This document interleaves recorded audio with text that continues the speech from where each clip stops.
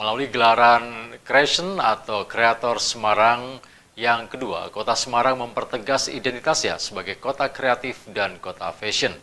Dalam gelaran tersebut, para kreator dan pelestari budaya menghadirkan seni yang memadukan tradisi dan modernitas. Gelaran Kreator Semarang yang kedua dilaksanakan pada Sabtu malam kemarin di Kota Lama Semarang. Dalam acara yang digelar di depan gereja Belenduk tersebut menampilkan beberapa komunitas, sanggar, hingga pengrajin batik. Mereka menampilkan potensi seni dan warisan budaya lokal, mulai dari membatik di depan gereja Belenduk hingga penampilan 50 penari yang mengangkat akulturasi budaya di Kota Semarang.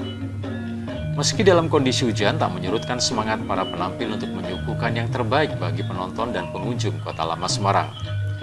Pendiri komunitas Diajeng Maya Dewi menjelaskan pihaknya menghadirkan 4 tarian bertema selebrasi dan kebanggaan warga Kota Semarang. Tari-tarian ini bersifat dan bersalat nilai filosofis dan menampilkan akulturasi budaya yang menjadi identitas Semarang sebagai kota pesisir. Salah satunya adalah tarian Catra Samudra. Catra berarti payung dan samudra berarti lautan, menggambarkan Semarang sebagai kota pesisiran yang mencerminkan keragaman budaya. Total ada 50 penari terlibat dalam pertunjukan tersebut. Saya Maya Dewi, saya founder dari komunitas Diajeng Semarang. Hari ini apa? Menampilkan apa? Ya, jadi pada Kreation yang kedua ini KDS dengan sukacita, dengan penuh antusiasme yang sama dengan penyelenggara bahwa kita akan mengangkat Semarang ini sebagai kota fashion dan kota kreatif dengan melalui dan itu tercermin dengan apa yang akan kami tampilkan. Kami akan menampilkan 4 tarian. 4 tarian ini semuanya menceritakan tentang selebrasi, tentang kebanggaan warga Kota Semarang.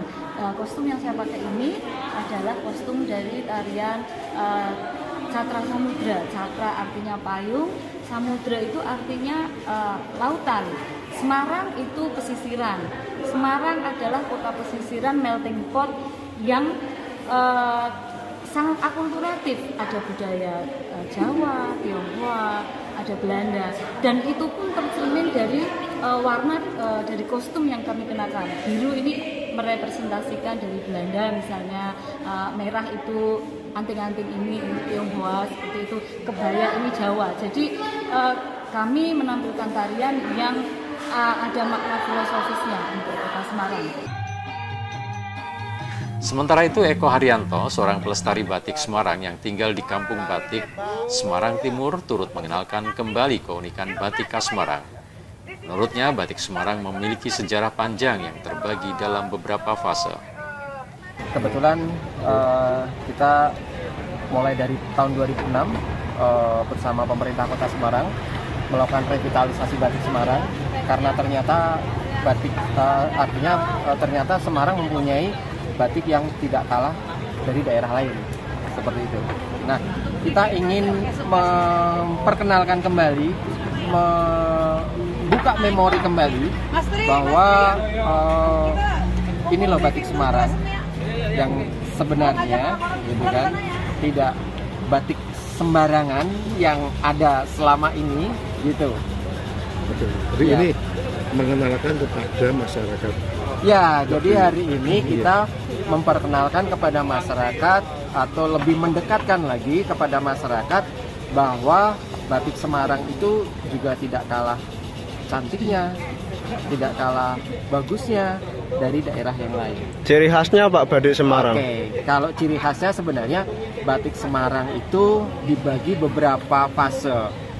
Tahun 1800 itu motif Semarang itu dipengaruhi budaya Eropa, Belanda khususnya, jadi motif-motif flora fauna, buketan bunga yang nuansanya lebih pengaruh ke Belanda. Nah, terus di fase kedua ada lagi batik Semarang yang dipengaruhi budaya keraton, karena pada waktu itu Semarang masih bentuk kadipaten.